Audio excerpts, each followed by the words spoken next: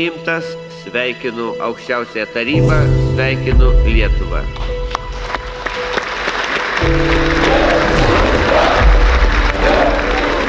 Tikriausiai nuo pat pirmos savo nepriklausomybės dienos ir dar dieną prieš iki nepriklausomybės paskelbimo labai gerai žinojom, ką reiškia bet kokia kita alternatyva. Bet kokia kita alternatyva NATO ir Europos Sąjungai mums dabar užtenka pasižiūrėti 33 km nuo Vilniaus ir mes žinome, ką tai reiškia. Lukašenka parodė, kaip toli pasirengęs eiti.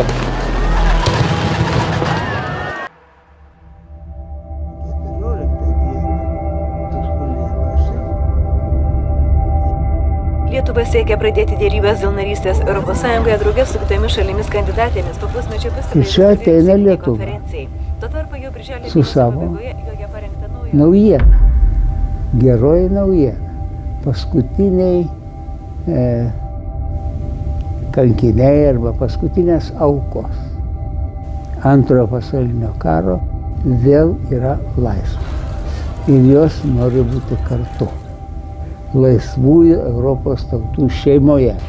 This time, from 1999 to 2004, it's like a miracle. This was about changing the course of history.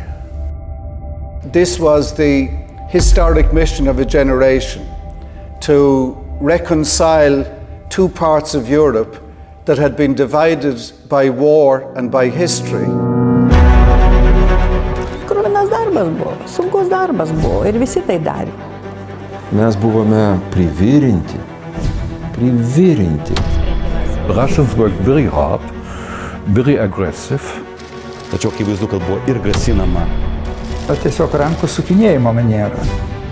Buvo bandoma ir papirkti. Mr. Putin put a vast amount of money on the table. Konfrontacija su Rusija ateina dešimtmečiams. Mes esame demokratijos šauklys. Buvo tautos laimėta situacija. Visi žmonės laikė tai savo gyvenimo iššūkiu, tuo pačiu ir darbe.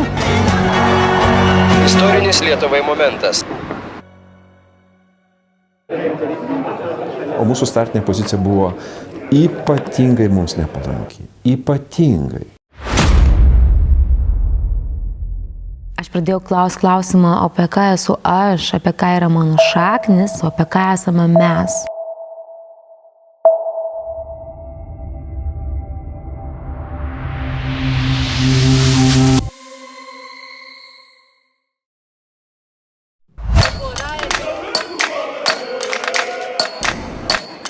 Esame prie bene istoriškiausio pastato Lietuvai Briuselyje.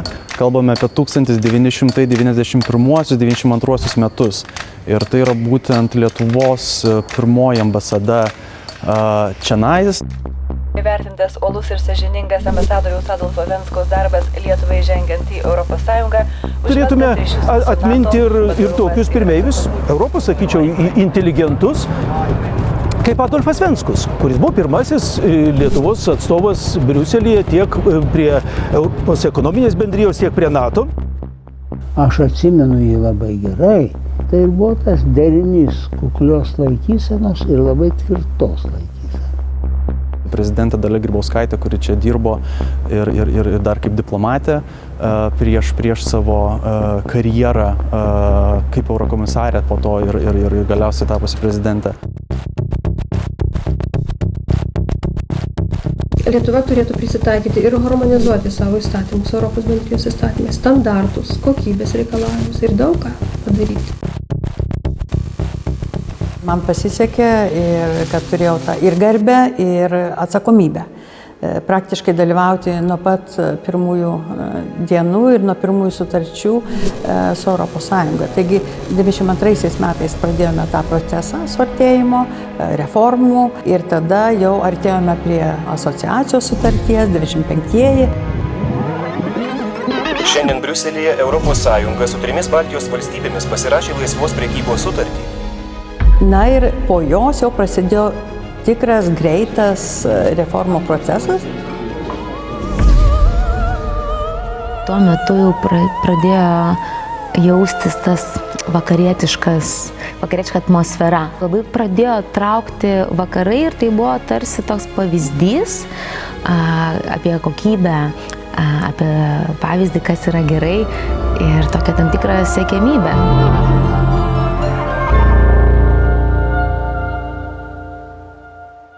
Šiandien Europos komisijos priimtas sprendimas reiškia, kad Lietuva, taip pat Latvija, Slovakija, Bulgarija ir Rumunija į ES kol kas nebus priimtos. Lenkija su kitom vidurio Europos valstybėm buvo pakviesta, Estija taip pat buvo pakviesta, Lietuva, Latvija nebuvo pakviestos. Mes į pirmą grupę nepatekom. Ir aš asmeniškai labai pergyvenau. Ir net prisimenu tokį atvejį, susitikęs Estijos prezidentą, pasveikinau. Bet sakau, aš tau galiu užtikrinti, kad mes tau kvėposime visą laiką į nugarą.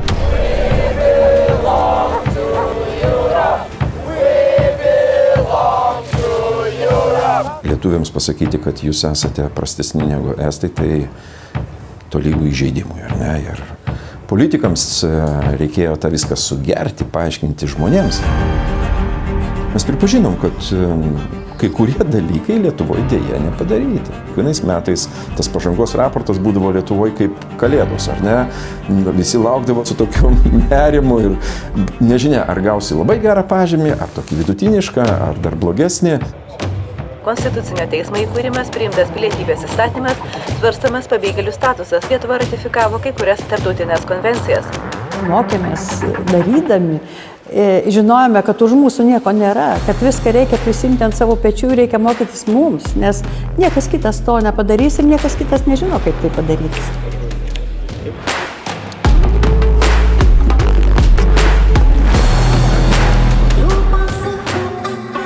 Tiek Amerikoje, tiek Anglijoje manęs daug kas klausdavo, o kodėl jūs norit skambėti užsienietiškai? O koks jūsų yra skambesys? O kaip jūs skambate? Ir aš nežinodavau, ką atsakyti. Nebuvo pas ką pasiklausti, o kodėl aš čia taip keistai jaučiuosi? Kodėl man kažkaip sunku, nors aš esu savo svajonėje? Kodėl man nelengva? Ir nėra pas ką paklausti, nes nieks tokių kelių dar nėjo.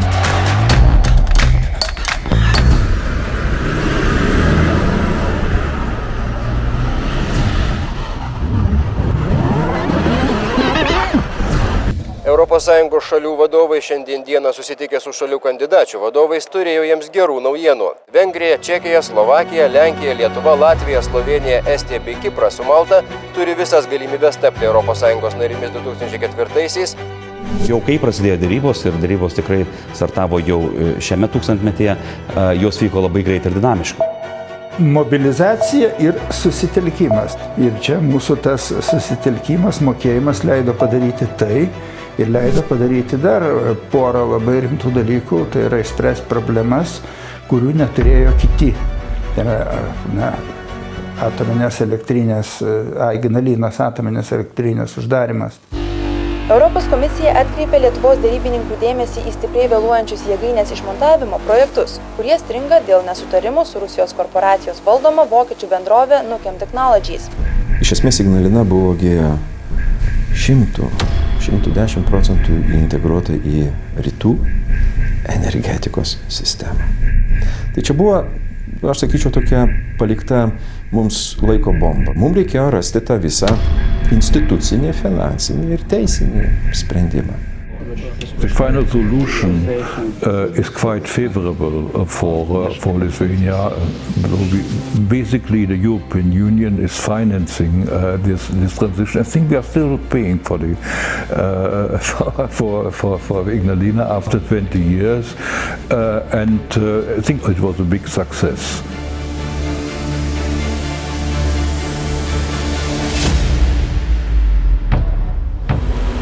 Traukinys Maskva-Kaliningradas į Vilnių atvažiuoja naktį, 4:25 minutės. Ir antras, sudėtingiausias dalykas, kuris mums kėlė daug abejonių, tai yra Kaliningrado tranzitas tarp, Baltarusijos ir Rusijos federacijos Kaliningrado srities. Russians worked very hard, very aggressive. Putin nominated a special envoy, Mr. Rogozin, who became very famous later as a nationalist Russian hardliner. I didn't like him at all, and he didn't like me. Rogozinas buvo toksai brutalus, tiesiog rankų sukinėjimo manieras. Ir jis atvykęs čia bandė mums įrodyti pirmas dalykas, kad Rusijos žmonės iš vieno Rusijos federacijos subjekto į kitą Rusijos federacijos subjektą su užsienio pasais nevažinės. Tada mūsų atsakymas buvo skraidykit. The problem was, I think I have never told that in public, but I think I can disclose it here. The strong majority of the member states at this time was very much in favor of Russian interests. In Brussels, there was a policy that was called Russia First. And the leaders said, Lithuania is not so important. Russia is important, and it was quite a very tough battle that the Russian position could not be accepted. Finally, there was only one prime minister left who didn't support the solution. That was Berlusconi. Of course, I understood. He was already in Putin's pocket. Sostinėje atvykus į traukinį pasitiko pasieniečiai, muitininkai, transporto policijos pareigūnai. Pagal taisyklės, tranzitinio traukinio vagonai turi būti užrakinti ir keleiviai Lietuvos teritorijoje išlipti negali. Jeigu mes 2001 metų pradžioje nebūtumėm pajudėję taip, kaip mes vis dėlto pajudėjome per 2001 metus, nes tai buvo, sakyčiau, atvirai tokie rekordiniai metai. Mes uždarėme, matyt, daugiausiai derybinių skyrių, lyginant su visom valstybėm, nei viena nesugebėjo tai padaryti. Apie 360 valandų maždaug sėdėdavau lėktuvai kas metai ir tai daugiau, kaip jie skaičiavo, negu leista NATO pilotams skraidyti. Tai buvo situacijų, kada, sakykime, grįžti kažkur tai papusryčiavęs Madride, papietavęs Berlyne, grįžti į Lietuvos aerouostą, tau atveža dokumentus pasirašyti, žmona atveža naują lagaminą ir tu skrendi į tą pačią Kopenhagą, kur jau pirmininkaujant Danijai, vėliau dėl tų pačių Šengeno protokolų, dėl mūsų papildomų dalykų gana aštriai reikėjo pakovoti. Pats narystės faktas netgi mažiau svarbus negu pats procesas, todėl kad proceso metu mes pakeitėm Lietuvą. Mes pritaikėm Lietuvą prie europinių standartų ir tai buvo labai svarbus laikotarpis. Tai tikrai buvo laikotarpis, kuris padėjo pagrindus Lietuvai būti ES nare. Today we have closed one of the bloodiest and darkest chapters in the European history. And to our new members, I say, warmly welcome to our family. Our new Europe is born. Kopenhagoje vis dėlto buvo bendras toksai, žinot, pergalės jausmas. Superinės pergalės. Ministras pirmininkas, vėliau NATO generalinis sekretorius Rasmusenas, atbėgęs pas mus gerti šampano, tai gėrėm Alytaus šampaną. Tuo metu tenai buvo atsivežus mūsų delegacija po to, kai jau buvo paskelbta, kad derybos baigtos ir visi einam fotografuoti, bendrai nuotraukai. Tai buvo dvasinis pakilimas. Ir jaučiau, kad tas dvasinis pakilimas nėra vien tik tai mano, bet ir visos minios, kurie džiaugiasi. Buvo tautos laimėta situacija, nes mūsų pasiruošimas, mūsų indėlis jau į pirmosius žingsnius žengiant Europos Sąjungoje atnešė šitą laimėjimą ir Europos Sąjungai, ir mums patiems. Istorinis Lietuvai momentas. Ministras pirmininkas ir užsienio reikalų ministras pasirašo stojimo sutartį. Aišku, apsupo žurnalistai, bet toks buvo visiškas revaksas, aišku. Ja? We did it, mes tai padarėm, mes esam tvarkoje. Please to join us in coming to our European Parliament. Welcome home.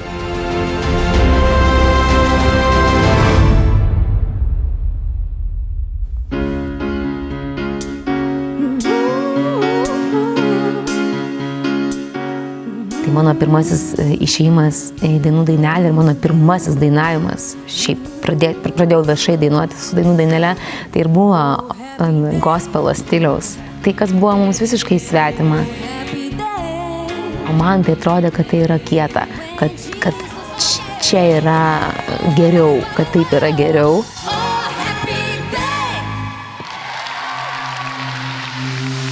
Buvo pirmos mūsų narystės dienos.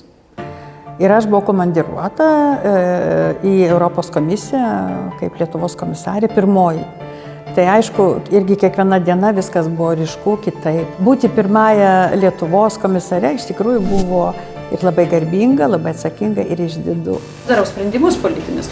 Tai popierius skaitau ne taip, o vertikaliai, labai greitai, ir sprendimai iš karto ir popieriai turi išeiti. Ir tikrai tas jausmas, kad pagaliau mes priimti, pagaliau mes tikrai esame, reiškia, nariai. Ir Briuselio mieste nuotraukos Lietuvos kartu su naujų 10 šalių nuotraukomis. Tame tarpe 10 komisarų nuotraukų iškabinta. Važiuoju ir galvoju, ar tikrai čia apie mane, ar tikrai čia apie Lietuvą. Tikrai buvo labai gražus laikotarpis, labai pakilus laikotarpis. Tai mums kaip tik davė tokią perspektyvą save matyti visam pasaulio ir Europos kontekste, nes būtent tada aš pradėjau klausimą, apie ką esu aš, apie ką yra mano šaknis ir apie ką dainuoti turiu aš. Ir tada atsirado noras, bent jau man, būtinai dainuoti tik lietuviškai.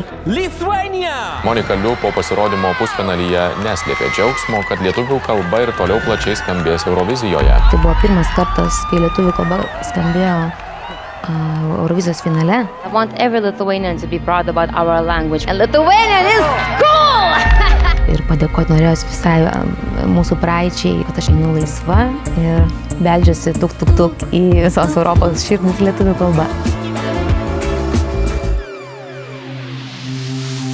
Esame šiuo metu šalia Lietuvos delegacijos kambario ir tai yra tarsi antri namai Lietuvai Briuselyje. Iš tikrųjų, kartais net apie parą gali prasidėti taryba 9-10 ryto, pasibaigti jau sekančios dienos 4 val. Ryto. Yra tai buvę ne kartą, priklausomai nuo sprendžiamų klausimų svarbos.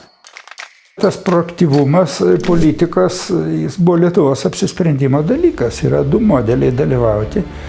Ar sėdėti ramiame užutekyje, gaunant, aiškiai, gana esminę paramą, einant ES politikos farvateryje.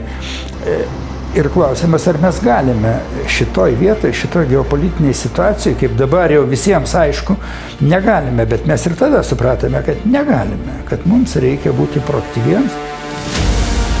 Prezidentas Valdas Adamkus perduoda Lietuvos Respublikos prezidentei Daliai Grybauskaitei didįjį Lietuvos valstybės antspaudą ir Lietuvos Respublikos konstituciją. Dalios Grybauskaitės epocha iš esmės sutvirtino Lietuvos įvaizdį kaip sąžinės balso Europos Sąjungoje. Nepatogios tiesos sakytojo įvaizdį, ar ne? Ir valstybės, kuri priverčia kitus pasijusti nepatogiai, bet dėl labai teisingų priežasčių. Buvo tokia situacija po Skripalių apnuodėjimų, kai Jungtinės karalystės premjerė paprašė mūsų susitarti ir pritaikyti sankciją, išsiųsti tam tikrą diplomatų kiekį rusų iš savo šalių. Tai buvo daug šalių, kurios ten iš pradžių minkėsi, ten ir taip toliau. Man teko aštriai pasisakyti tą progą. Tai kai aš pasisakiau, tai tada visi sako, o Jėzau, gerai, mes to visi, tik palaukime, aš turiu dar pasitarti, bet iki pirmadienį tikrai mes visi išsiųsime. You had big things to teach us about knowing your big eastern neighbour better than we did. There was too benign a view of Vladimir Putin and his intentions in much of Western Europe for too long. But I think the suspicion of the big bear to your east was always there in the Baltic states and in Poland. And perhaps you weren't listened to with the intensity that you are being listened to now, because you were correct. norėjau, kad suskystintų dujų terminalas ir mūsų energetinė nepriklausomybė atsirastų greičiau, nes tam neturėjom laiko, aš jau mačiau tas grėsmės iš anksto, tai mes tą projektą vykdėme be europinio biudžeto, nes aš puikiai žinojau, kad diskusijose ir dėrybose su Europos komisija būtų užtrukę dar 2-3 metai, tai tam laiko mes neturėjome ir padarėme iš savo lėšų. ES tarybos pastate Briuselyje keičiasi šeimininkai. Pirmininkavimą baigusi Airija nukabina savo dekoracijas. Jas keičia užrašai ir logotipas skirti Lietuvos pirmininkavimui. Pirmasis pirmininkavimas mūsų yra iki šiol vertinamas labai sėkmingai ir labai teigiamai.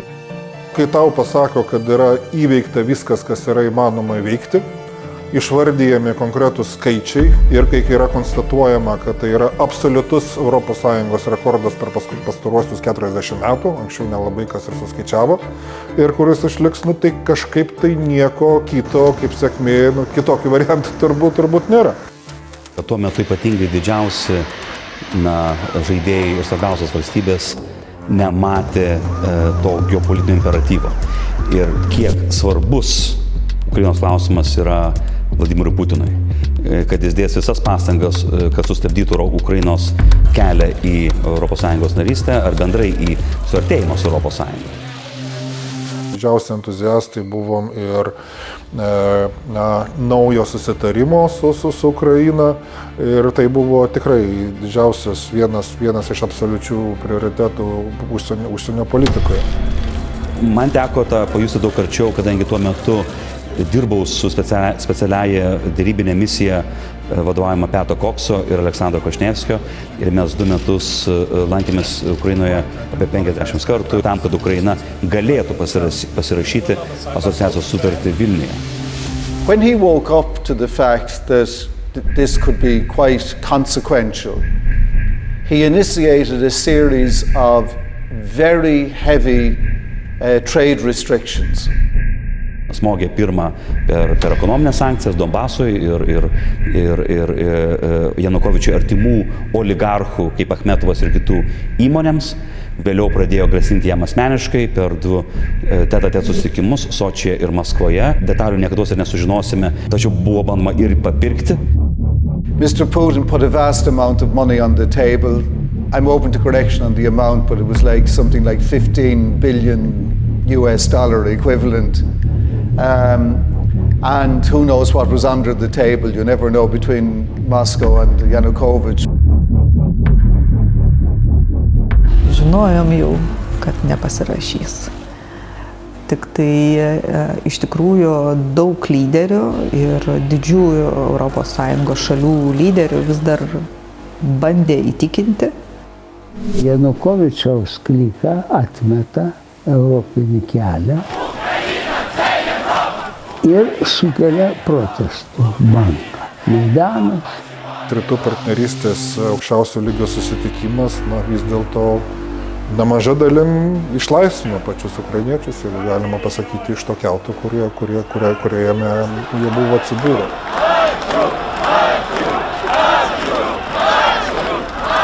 Jie nori būti europiečiais, o čia kažkoks balvonas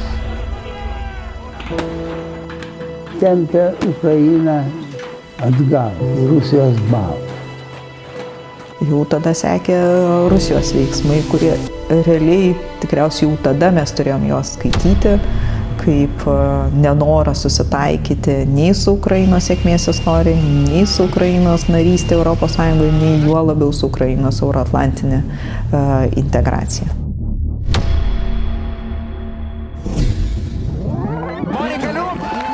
Lietuvoje Eurovizijos dainų konkursą siunčia Monika Liu su daina Sentimentai. Nors kai laimėjau Lietuvoje, dar nebuvo prasidėjęs tenai karas. Jis prasidėjo kažkur gal už, 2 savaičių bėgyje. Rusija pradėjo karą prieš Ukrainą. Didžiuosius Ukrainos miestus supurtė raketų ir smūgiai iš oro. Ir staiga viskas apsivertė ir svarbiausias dalykas pasidarė, kad laimėtų Ukraina visur, kur įmanoma. Ir Eurovizijoje. The war is happening in Ukraine and just support it. Just donate. Money is important and attention is important. Do it, please. They need us. Slava Ukraini! Ir štai Rusijos agresija prieš Ukrainą mūsų grąžino prie mūsų ištakų, prie esmės, kad mes esame demokratijos šauklys, laisvės šauklys, mūsų laisvės pačių istorija yra įkvėpimas kitiems ir mūsų istorinė misija yra būtent padėti Ukrainai, Moldovai ir kitoms valstybėms priartėti prie Europos Sąjungos. Stefanija, mamo, Stefanija. Draskė širdį, matant juos ir mes norėjom, kad jie būtų garsiai, jie būtų nešiojami ant rankų ir kad laimėtų, nes tai tam tikras laimėjimas vis tiek yra. O mes norim, kad jie laimėtų. Tai ten maža dalis to buvo. Ukraine!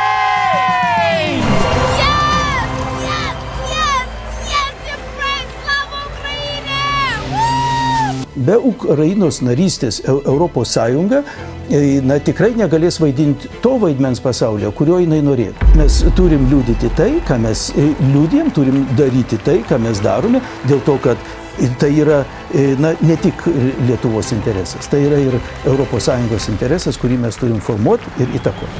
Слава Україні! Героям слава! Як вдома. Дуже приємно. Thanks, Lithuania. Thank you very much. Mes matyt tapome tą strateginę grandimi Europos Sąjungos viduje, kuri išgelbė matyt pačią Europos Sąjungą nuo gėdos, nuo, sakyčiau, prasmegimo į tą rytų priklausomybę ir panašiai. Mes tapome pirmąjį Europos Sąjungos valstybė narė 2022 metų balandžio 1 dieną be rusiškų dujų išgyvenančią.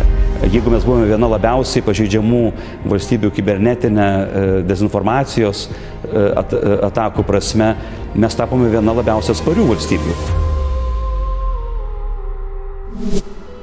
Mes nepakraščio Europos Sąjungos valstybė. Mes esam branduolio valstybė. Žmonės naudojasi visom tom privilegijom, visais tais pranašumais. Nėra norinčių oponuoti arba ginčyti su tą realybę, kuri mūsų užklupo po 20 metų. Jinai įrodo.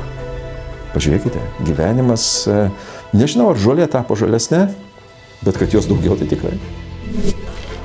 Pavijome praktiškai europinį vidurkį. Dabar Lietuva jau beveik priartėjo prie 85–90% europinio vidurkio. Pradėjome buvo kažkur 2004-aisiais apie 48%. Kruvinas darbas buvo, sunkus darbas buvo ir visi tai darė. Ir visa valstybės tarnyba, visi žmonės ir mano ir jaunesnės kartos buvo įsitraukę ir laikė tai savo gyvenimo iššūkių, gyvenimo pareiga ir tuo pačiu ir garbe.